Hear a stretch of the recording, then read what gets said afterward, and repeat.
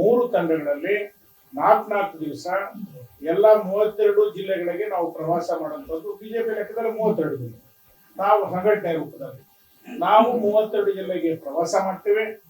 ಕಾರ್ಯಕರ್ತರಿಗೆ ಏನು ಗೊಂದಲ ನಡೀತಾ ಇದೆ ಅದ್ರ ಬಗ್ಗೆ ಏನು ಯೋಚನೆ ಮಾಡಬೇಡ ಅಂತ ಹೇಳುವಂತ ಒಂದು ಸಾಂತ್ವನ ಹೇಳುವಂತ ಕೆಲಸವನ್ನ ನಾವು ಮಾಡ್ತೇವೆ. ಅದರ ಜೊತೆಯಲ್ಲಿ ಏನು ಸಂಘಟನೆಗೆ ಹೆಚ್ಚು ಒತ್ತನ್ನ ಕೊಟ್ಟು ಮುಂಬರುವ ದಿವಸಗಳಲ್ಲಿ ಈಗಾಗಲೇ ಅವರಿಗೆ ಮುಖಕ್ಕೆ ಮಂಗಳಾರತಿ ಆಗಿದೆ, ತಾವೆಲ್ಲ ನೋಡ್ತಾ ಇದ್ದೇವೆ. ನಿನ್ನೆ ಅವರು ಪ್ರಾರಂಭ ಮಾಡಿದಾಗ ಒಬ್ಬ ಬಿಜೆಪಿ ಕಾರ್ಯಕರ್ತರು ಹೋಗಿಲ್ಲ. ಅವ್ರು ಯಾರು ಗುಂಪನ್ನ ಮಾಡ್ಕೊಂಡಿದ್ದಾರೆ, ಯಾರಾದ್ರೂ ಖರೀದಿ ಮಾಡಿದ ಕಾರ್ಯಕರ್ತರು ಇದ್ದಾರೆ, ಅವ್ರನ್ನ ಬಿಟ್ಟರೆ ಅವ್ರ ಜೊತೆಗೆ ಯಾರು ಹೋಗ್ಲಿಲ್ಲ.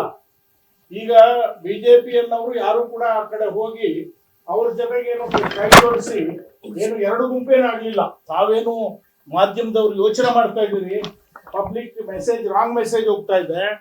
ಅಲ್ಲಿ ಕೇವಲ 5-6 ಜನ ಯಾರು MLA-ಗಳಿದ್ದಾರೆ ಅವರನ್ನ ಬಿಟ್ರೆ ಉಳಿದ ಎಲ್ಲಾ ಶಾಸಕರು ಪಕ್ಷದ ಜೊತೆಯಲ್ಲಿದ್ದಾರೆ, ವಿಜಯೇಂದ್ರ ಅವರ ಜೊತೆಯಲ್ಲಿದ್ದಾರೆ, ಪಕ್ಷವನ್ನ ಉಳಿಸ್ಬೇಕು ಅನ್ನೋರಿದ್ದಾರೆ.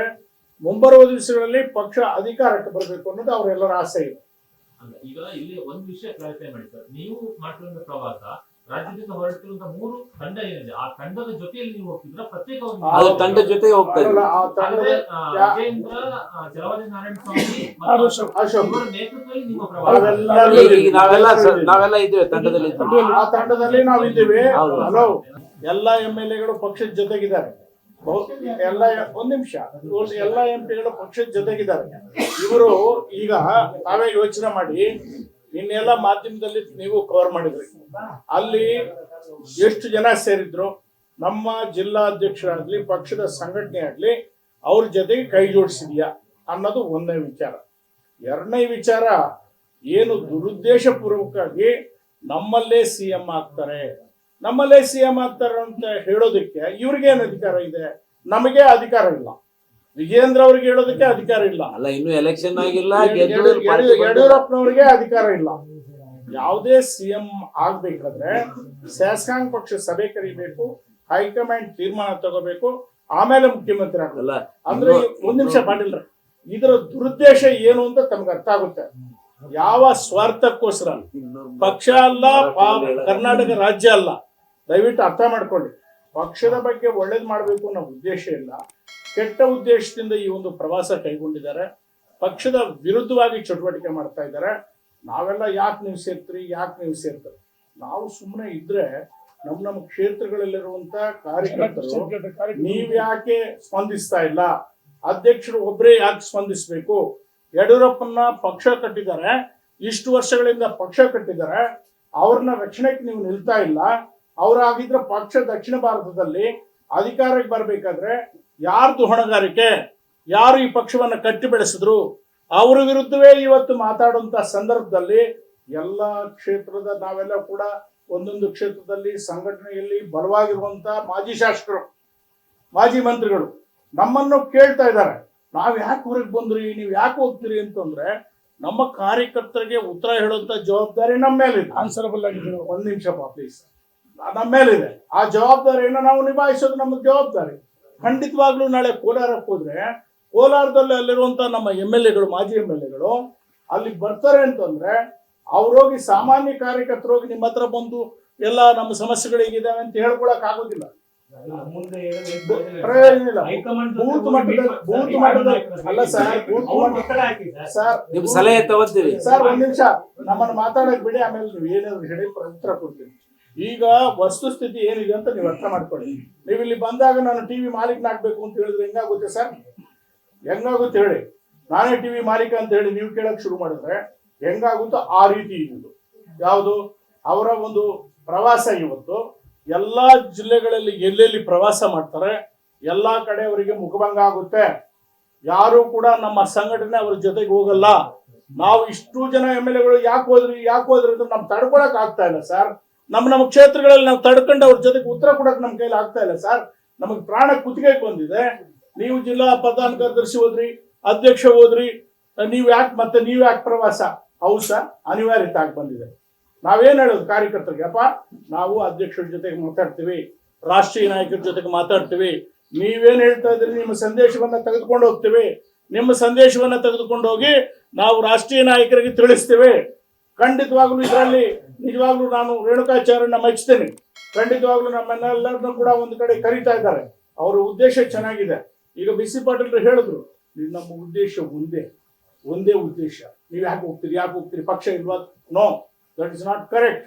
I request all of you, because we are going, ನಮ್ಮ ಕಾರ್ಯಕರ್ತರು, ತಳಮಟ್ಟದಲ್ಲಿರುವಂತಹ ಕಾರ್ಯಕರ್ತರು ನಮ್ಮ ಕ್ಷೇತ್ರದ ನಾವು ಉಳಿಸ್ಬೇಕು, ನಾವು ಬದುಕಬೇಕು, ರಾಜಕೀಯದ ಬದುಕಬೇಕು. ನಮಗೆ ನಾಳೆ ಓಟ್ ಬರಬೇಕು, ಪಕ್ಷಕ್ಕೆ ನಾವು ಆನ್ಸರಬಲ್. ನಾಳೆ ಪಕ್ಷ ಕೇಳುತ್ತೆ, ನಿನ್ನ ಕ್ಷೇತ್ರದಲ್ಲಿ ನಿನಗೆ ಓಟ್ ಬಂದಿಲ್ಲ, ನಿನಗೆ ಯಾಕೆ ಟಿಕೆಟ್ ಕೊಡಬೇಕು, ನಿನ್ನ ಶಕ್ತಿ ಏನು ಅಂತ ಕೇಳುವಾಗ ನಾವೇನು ಉತ್ತರ ಕೊಡಬೇಕು ಹೇಳಿ? ನೀವು ನಮ್ಮನ್ನು ಬೇಡ ಅಂತೀರಿ, ನಾವೇನು ಉತ್ತರ ಕೊಡಬೇಕು? ನಾವು ಅದಕ್ಕೋಸ್ಕರನೇ ಎಷ್ಟು ಜನ ಬರ್ತೀರಿ, ಗುಂಪು ಸಂಖ್ಯೆ ಅಲ್ಲ. ಇಲ್ಲಿ ನಾವು ಎಷ್ಟು ಜನ ಬರ್ತೀವೋ ಅಷ್ಟು ಜನ ನಮ್ಮ ಕ್ಷೇತ್ರಗಳನ್ನ ನಾವು ಉಳಿಸ್ಕೋಬೇಕಾಗಿದೆ. ನಮ್ಮ ಕ್ಷೇತ್ರ ಉಳಿಬೇಕಾದ್ರೆ ನಾವು ಪ್ರವಾಸ ಅನಿವಾರ್ಯ ಆಗಿದೆ. ನಾವು ರಾಜ್ಯಾಧ್ಯಕ್ಷರ ಗಮನಕ್ಕೂ ತರ್ತೀವಿ, ರಾಷ್ಟ್ರೀಯ ನಾಯಕರ ಗಮನಕ್ಕೂ ತರ್ತೀವಿ. ನೋಡಪ್ಪ, ನಿಮ್ಮ ಪಾಡಿಗೆ ನೀವು ಮಾಡಿ, ನಮ್ಮ ಕ್ಷೇತ್ರ ಉಳಿಬೇಕಾದ್ರೆ ನಾವೆಲ್ಲ ಒಗ್ಗಟ್ಟಿದ್ದೀವಿ, ಪಕ್ಷದ ಕಾರ್ಯಕರ್ತರ ಪರವಾಗಿ ನಾವು ನಿಂತಿದ್ದೀವಿ ಅಂತ ಹೇಳೋದಕ್ಕೋಸ್ಕರ ನಾವೆಲ್ಲ ಪ್ರವಾಸ ಮಾಡ್ತಾ ಇದ್ದೀವಿ. Thank you very much. ಧನ್ಯವಾದಗಳು.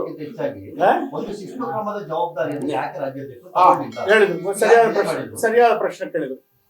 ಈಗಾಗಲೇ ಹಲವಾರು ಬಾರಿ ಚುನಾವಣೆ ಪೂರ್ವದಲ್ಲಿ, ಚುನಾವಣೆ ನಡೆಯುವಂತ ಕಾಲದಲ್ಲಿ ನಮ್ಮ ಗೃಹ ಮಂತ್ರಿಗಳು ಈಗಾಗಲೇ ಯಾವುದೇ ಭಿನ್ನಾಭಿಪ್ರಾಯ ಬಂದ್ರೆ ನಾನು ಸಹಿಸಲ್ಲ ಅಂತೇಳಿ ಈಗಾಗಲೇ ಒಂದ್ಸರಿ ವಾರ್ನಿಂಗ್ ಕೊಟ್ಟಿದ್ದಾರೆ. ಇದೆಲ್ಲವೂ ಲೆಕ್ಕಕ್ಕೆ ತೆಗೆದುಕೊಳ್ದಲೆ ಅವ್ರು ಮಾಡ್ತಾ ಇದ್ದಾರೆ ಅಂದ್ರೆ ಪಕ್ಷದಿಂದ ನಮ್ಮನ್ನು ಹೊರಗಾಕಿ ಅನ್ನೋ ಉದ್ದೇಶ ಇಟ್ಕೊಂಡು ಮಾಡ್ತಾ ಇರ್ಬೇಕು. ಅದಕ್ಕೆ ನಾವೇನು ಉತ್ತರ ಕೊಡೋದು? ಅನ್ನೋದು ಕಾಂಗ್ರೆಸ್ ಮೋರ್ಚಾ ಅಲ್ಲ, ಅದು ಸಿದ್ದರಾಮಯ್ಯ ಮೋರ್ಚಾ. ಅದು ನಾವು ಹೇಳಿ ಮಾಡೋದಲ್ಲ. ಪ್ರತಿಯೊಂದಕ್ಕೂ ಒಂದು ಕಾಲ ಬರುತ್ತೆ. ನಿಮ್ಮ ಟಿವಿಯಲ್ಲಿ ಒಬ್ಬ ಕೆಲಸ ಮಾಡ್ತಾ ಇರ್ತಾನೆ, ಇನ್ನೊಬ್ಬರು ಕೊಡ್ತಾ ಇರ್ತಾನೆ. ಸ್ವಲ್ಪ ದಿವಸ ನೋಡ್ತೀರಿ ಯಾರಿಂದ ಹೋಗಿದೆ ಅಂತ ಹೇಳಿ, ಯಾವುದೋ ಒಂದ್ಸಲಿ ಸರಿಯಾಗಿ ಸಿಕ್ಕೊಂಡಾಗ ಅವ್ನು ಬಲಿ ಆಗ್ತೀರಿ. ಹೌದಾ? ಹಾಗೇನೆ ಪಕ್ಷ ಕೂಡ, ಪ್ರತಿಯೊಂದು ಮನೆಯಲ್ಲಿಯೂ ಕೂಡ ಹಾಗೇನೆ, ಪ್ರತಿಯೊಂದು ಸಂಸ್ಥೆಯಲ್ಲಿಯೂ ಕೂಡ ಹಾಗೇನೆ.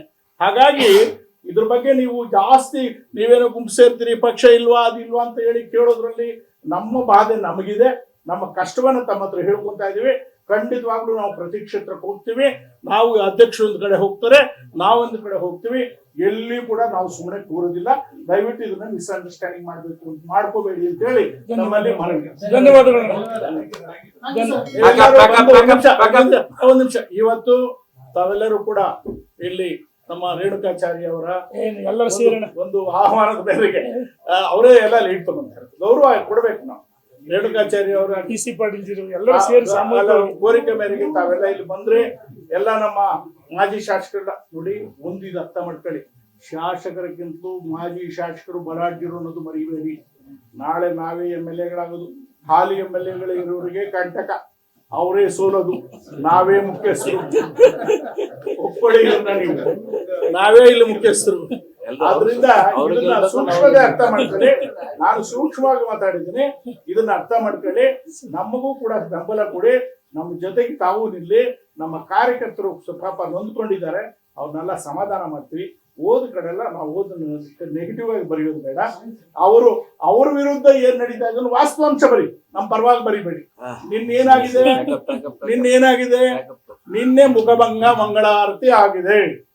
ಎಲ್ಲಿ? ಬೀದರಲ್ಲಿ. ಎಲ್ಲಾ ಜಿಲ್ಲೆಗಳಲ್ಲಿ